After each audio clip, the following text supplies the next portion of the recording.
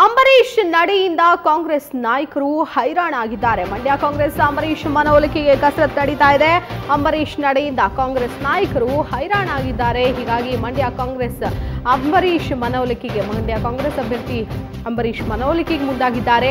Ticket ಕೊಟ್ಟರು B form ಪಡೆಯೋದಕ್ಕೆ ಬಂದಿಲ್ಲ ಅಂಬರೀಶ್. ಅಂಬಿ ಮನವೊಲಿಸೋದಕ್ಕೆ ಸಚಿವ ಜಾರ್ಜ್ ಕಳುಹಿಸಿದ್ದಾರೆ. ಸಿಎಂ ಸಿದ್ದರಾಮಯ್ಯ ಅಂಬರೀಶ್ ನಿವಾಸಕ್ಕೆ ಸಿಎಂ ಪರವಾಗಿ ಸಚಿವ ಜಾರ್ಜ್ ಸಂಧಾನಕ್ಕೆ ಅಂತ ಹೋಗಿದ್ದಾರೆ. ಬೆಂಗಳೂರಲ್ಲಿ ಅಂಬರೀಶ್ ಜೊತೆ 1 ಗಂಟೆಗಿಂತಲೂ ಹೆಚ್ಚಿನ ಕಾಲ ಜಾರ್ಜ್ ಮಾತುಕತೆಯನ್ನ ನಡೆಸಿದ್ದಾರೆ. ಬಿ ಫಾರಂ ಕೂಡ ಇನ್ನೂ ಪಡೆದಿಲ್ಲ.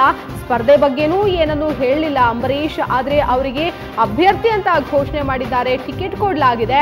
ಅಂಬಿ ಮನವೊಲಿಸುವ ಕಾರ್ಯದಲ್ಲಿ ನಿರತರಾಗಿದ್ದಾರೆ ಸಚಿವ ಜಾರ್ಜ್. ಅಂಬಿ ನಡೆ ಏನು ಅನ್ನೋದು ಇದೀಗ ತೀವ್ರ ಕುತೂಹಲಕ್ಕೆ ಕಾರಣವಾಗಿದೆ. ಈ ಕುರಿತು ಮತ್ತಷ್ಟು ಡೀಟೇಲ್ಸ್ ಕೊಡ್ತಾರೆ ನಮ್ಮ ಪ್ರತಿನಿಧಿ ಗಿರೀಶ್, ನಿಜಕ್ಕೂ ಅಂಬರೀಶ್ ಅವರ ನಡೆ ತೀವ್ರ ಕುತೂಹಲ ಕೆರಳಿಸಿದೆ. ಅಭ್ಯರ್ಥಿ ಅಂತ ಘೋಷಣೆ ಆದ್ಮೇಲೆ ಎಲ್ಲೂ ಬಂದು ಏನು ಹೇಳ್ಕೊಂಡಿಲ್ಲ, ಬಿ ಫಾರಂ ಕೂಡ ಪಡೆದುಕೊಳ್ಳೋಕೆ ಬಂದಿಲ್ಲ. ಇಷ್ಟ ಇಲ್ವಾ ಅಂಬರೀಶ್ಗೆ ಕಂಟೆಸ್ಟ್ ಮಾಡಕ್ಕೆ ಅಂತ?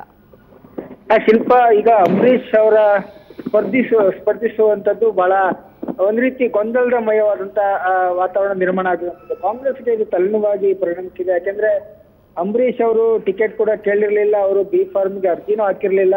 ಆದ್ರೂ ಕೂಡ ಹೈಕಮಾಂಡ್ ಅವರಿಗೆ ಟಿಕೆಟ್ ಅನ್ನ ಘೋಷಣೆ ಮಾಡಿರುವಂತದ್ದು. ಮಂಡ್ಯ ಕ್ಷೇತ್ರದಿಂದ ಅಂಬರೀಶ್ ಅವ್ರನ್ನ ಸ್ಪರ್ಧೆಗೆ ಕಣಕ್ಕಿಳಿಸ್ಲಿಕ್ಕೆ ನಿರ್ಧಾರವನ್ನ ಕಾಂಗ್ರೆಸ್ ಮಾಡಿದೆ. ನಿನ್ನೆ ಪರಮೇಶ್ವರ್ ಅವರು ಕೂಡ ಅಂಬರೀಶ್ ಅವ್ರ ಜೊತೆ ಮಾತನಾಡಿ ನಿಮಗೆ ಟಿಕೆಟ್ ನ ಘೋಷಿಸಲಾಗಿದೆ, ನೀವು ಬಿ ಫಾರ್ಮ್ ನ ತೆಗೆದುಕೊಂಡು ಹೋಗಿ ಅನ್ನುವಂತ ಒಂದು ಮಾತನ್ನ ಕೂಡ ಹೇಳಿದ್ರು. ಆದ್ರೆ ಅಂಬರೀಶ್ ಅವರು ನಾನು ಯಾವತ್ತೂ ಬಿ ಫಾರ್ಮ್ ನ ತೆಗೆದುಕೊಳ್ಳಿಕ್ ಬಂದಿಲ್ಲ ಅನ್ನುವಂತ ಒಂದು ಮಾತನ್ನ ನಿನ್ನೆ ಪರಮೇಶ್ವರ್ ಅವ್ರಿಗೆ ಹೇಳಿದ್ರು. ಆ ಹಿನ್ನೆಲೆಯಲ್ಲಿ ಇವತ್ತು ಜಾರ್ಜ್ ಅವರು KJ ಜಾರ್ಜ್ ಅವರು ಅಂಬರೀಶ್ ಅವರ ಮನವೊಲಿಸುವಂತ ಪ್ರಯತ್ನಕ್ಕೆ ಮುಂದಾಗಿದ್ದಾರೆ. ಇವತ್ತು ಸುಮಾರು 1 ಗಂಟೆಗಳ ಕಾಲ ಅವರ ನಿವಾಸಕ್ಕೆ ತೆರಳಿ ಜಾರ್ಜ್ ಅವರು ಅಂಬರೀಶ್ ಅವರ ಮನವೊಲಿಸಿದ್ರು.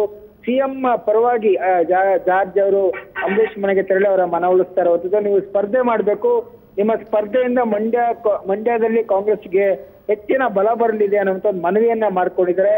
ಜಿ ಪರಮೇಶ್ವರ್ ಅವರು ಕೂಡ ಈ ಮನವಿಯನ್ನ ಮಾಡ್ಕೊಂಡಿದ್ರು. ಆದ್ರೆ ಅಂಬರೀಶ್ ಇನ್ನೂ ಕೂಡ ತಮ್ಮ ನಿರ್ಧಾರವನ್ನ ಪ್ರಕಟಿಸಿಲ್ಲ. ಶಿಲ್ಪ, ಥ್ಯಾಂಕ್ ಯು ಗಿರೀಶ್ ನಿಮ್ಮೆಲ್ಲ ಡೀಟೇಲ್ಸ್ಗಾಗಿ.